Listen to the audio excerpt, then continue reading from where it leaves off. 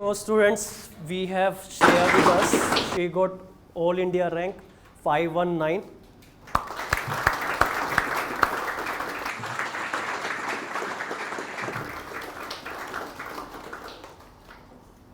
तो next time आपको यहाँ आना है, कौन कौन आना चाहेगा? अच्छा, वो 3 इडियट वाला हो गया ना. So on behalf of you, I congratulate Shreya.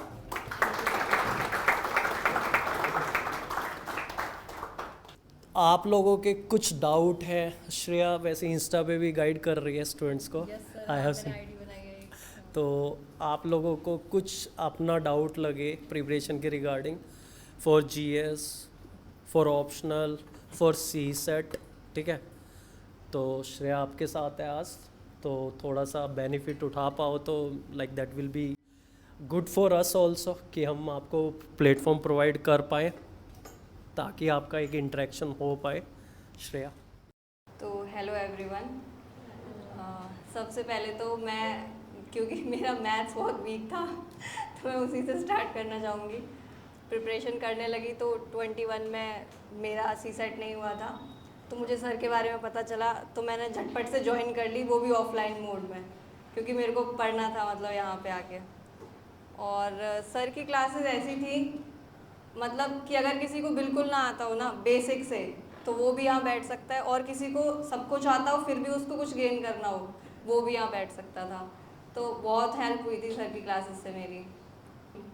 Feel free to ask, मतलब कुछ भी आपका डाउट लगे, ताकि मतलब may be sometimes what happen ना, कुछ बात होती है जो हमेशा याद रहती है. तो देयर हैव बीन स्टूडेंट, मैंने कुछ बोल दिया उनको याद रहा, सर आपने ये बोला था, ये चीज़ मुझे क्लिक करते ही रहा बार बार. And even toppers also. तो वो चीज़ें आपके लिए like will help you to save your time in your preparation phase. तो फील फ्री टू आस्क जो भी आपको लगे कि रिगार्डिंग योर प्रिपरेशन फेज. कुछ बिगनर्स हैं, some of you already given the attempt, तो you just ask your query whatever you have. मेरी जर्नी में ऐसा भी हुआ था कि मेरा 2 बार प्रीलिम्स ही क्लियर नहीं हुआ था फर्स्ट 2 अटैम्प्ट्स में. तो कई बार ऐसा होता है कि 2 फेलियर्स, वो भी प्रीलिम स्टेज पे ही, तो हम खुद भी एक बार सोचने लग जाते हैं कि एम आई कैपेबल, मैं सही जगह हूँ कि नहीं. हमें एक बार सेल्फ डाउट भी होने लग जाता है. तो ऐसी कोई बात नहीं होती, इस बार नहीं हुआ तो अगली बार होगा, अगली बार नहीं हुआ तो उससे अगली बार होगा ज़रूर, अगर आप लगे रहोगे तो. अभी तो इंडिया टीम ने दिखा भी दिया ना. तो आप अपनी मेहनत करते रहो, आपको भी अपना कप मिल ही जाएगा. और मेरा जैसे प्रीलिम्स क्लियर हुआ तो मेरे को सबसे ज़्यादा खुशी अभी भी तभी हुई थी जब मेरा प्रीलिम्स हुआ था ना. फाइनल से भी ज़्यादा खुशी तभी हुई थी, क्योंकि वो 2 बार नहीं हुआ था तो तीसरी बार हुआ, तो बहुत खुशी हुई.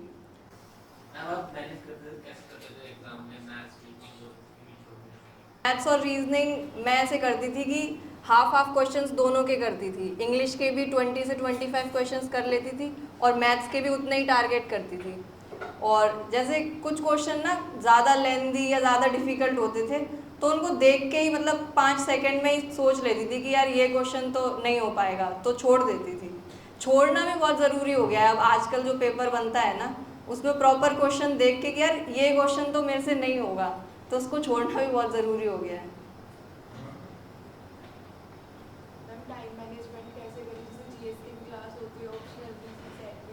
अच्छा, तीनों कोचिंग एक साथ कर रहे हो? जो तीनों कोचिंग एक साथ कर रहा है उसको मसाज वाले का नंबर चाहिए होता है. उसको टाइम मैनेजमेंट नहीं चाहिए होता है. 7.5 घंटा तो आप क्लास में बैठ रहे हो. आप सिर्फ क्लास रिवाइज करो, और क्या कर पाओगे मुझे नहीं अभी पता. तो यही कर सकते हो कि जो पढ़ाया जा रहा है ना, नहीं तो वो भी इतिहास बन जाता है फिर. हमें खुद नहीं याद होता कि हमने कहाँ क्या लिख लिया था. तो जो पढ़ते जाओ ना, उसको अभी बस रिवाइज जरूर करते जाना, ताकि ना रिकॉल हो जाए. हाँ, मेरा ऑप्शनल जूलॉजी था, तो बहुत कम बच्चे ही लेते हैं जूलॉजी. तो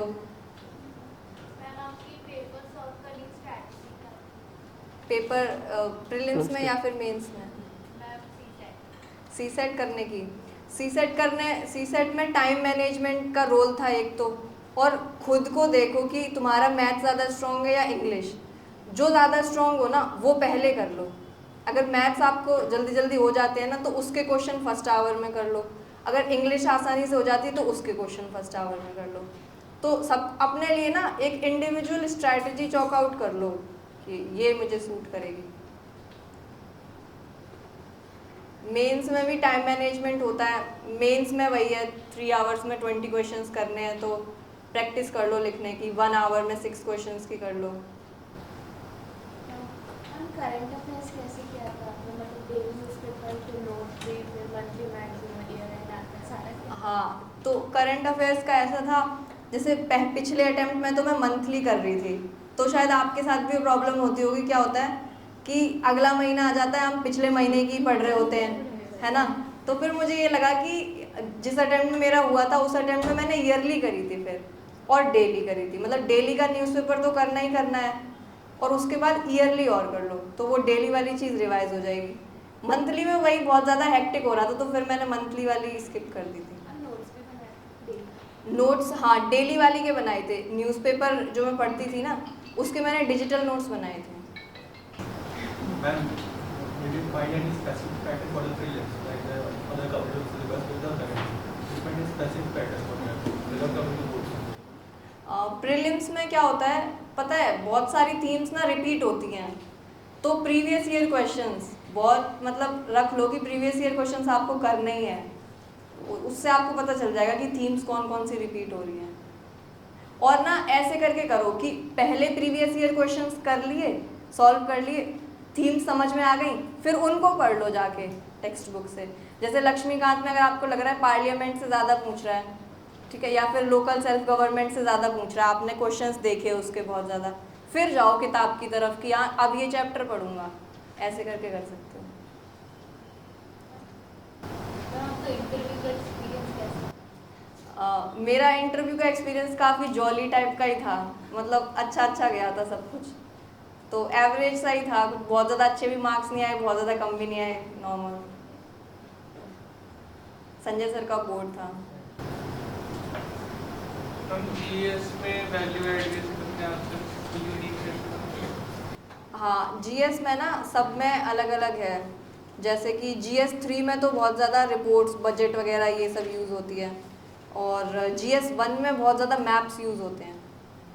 हाँ, मैप्स को ना ड्रॉ करने का वो होता है कि 10 सेकंड में, आप देखना यूट्यूब पे ना वीडियो मिलेगी, मैंने देखी थी कि 10 सेकंड में कैसे इंडिया का मैप ड्रॉ करें, फिर उसकी प्रैक्टिस कर लो काफ़ी बार। जीएस 2 के लिए जैसे सुप्रीम कोर्ट वगैरह के जजमेंट हो गए, ये सब चीज़ें वो जीएस 2 में जाएंगी। मैम ऐसे भी हमें स्पेसिफिकली कैसे सपोज कैसे किया ऐसे को प्रिपेयर करने के लिए एक तो मतलब स्ट्रक्चरिंग करना ऐसे का वो सीख लो कि मतलब बहुत सारे तरीके के ऐसे होते हैं। मैंने ना एक बुक पढ़ी थी, एक टॉपर रहे थे अनुदीप दुरी शेट्टी सर, तो उनकी एक किताब थी इतनी अच्छी, मतलब उसकी लैंग्वेज इतनी फ्रेंडली थी, तो 2-3 दिन में ही वो बुक पूरी कंप्लीट कर दी थी। मतलब पढ़ते चले जाओ उसको, बहुत अच्छा था। उन्होंने बता रखा था कि इंट्रोडक्शन कैसा होना चाहिए, बॉडी कैसी, उसको रेफ़र कर लो उस बुक को, अच्छी है वो। बाकी ऐसे में ना एथिक्स के एग्जाम्पल्स डाल सकते हो, वही चीज़ यूज़ हो जाती है ऐसे में। इंटरनेशनल रिलेशंस का, आईआर का ना करंट पे फोकस करो। एक बार जैसे स्टैटिक आपने कर लिया ना सिलेबस कंप्लीट, हाँ, उनसे भी डायरेक्ट, जैसे पिछली बार ही आया था क्वेश्चन एससीओ वाला, डायरेक्ट भी आते हैं, तो स्टैटिक तो आपका कंप्लीट होना ही चाहिए। उसके बाद करंट पे बिल्कुल फोकस करो, और आईआर में भी ना कुछ रेडीमेड नोट वो मैप्स बना के रख लेना। जैसे कि सूडान वाला क्राइसिस चल रहा था ना, तो जैसे अफ्रीका है, उसमें थोड़ा सा आइडिया कि सूडान यहाँ पे है, तो वो छोटा सा मैप बना दो वहीं पे, तो उससे सही रहता है।